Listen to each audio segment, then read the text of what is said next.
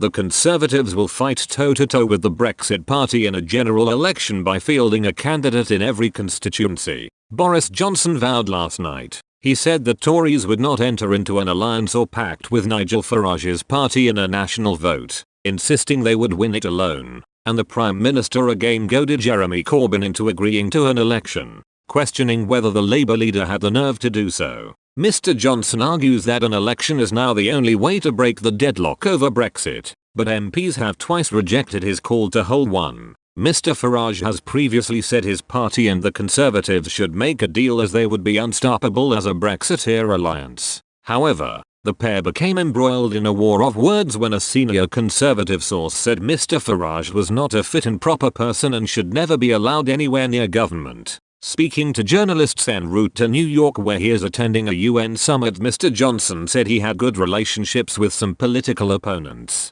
but he said he would take the fight to the Brexit party if, as expected, there is an election this year. I have personally good relationships with all sorts of political opponents, which is one of the glories of British political culture, he said. But the Conservative Party is the oldest, most successful political party in the world, and we will be contesting the next election when the Labour Party finally summons up the nerve to have an election as Conservatives and not in an alliance or a pact. Asked if he would field a candidate in all 650 parliamentary constituencies, he added, "Of course." Mr. Farage insists that if the Tories and the Brexit party hold a non-aggression pact, the PM could win a majority of 60 to 100 seats. He has hinted that he could be Mr. Johnson's best friend or worst enemy at the next election, depending on whether he tried to revive Mrs. May's withdrawal agreement.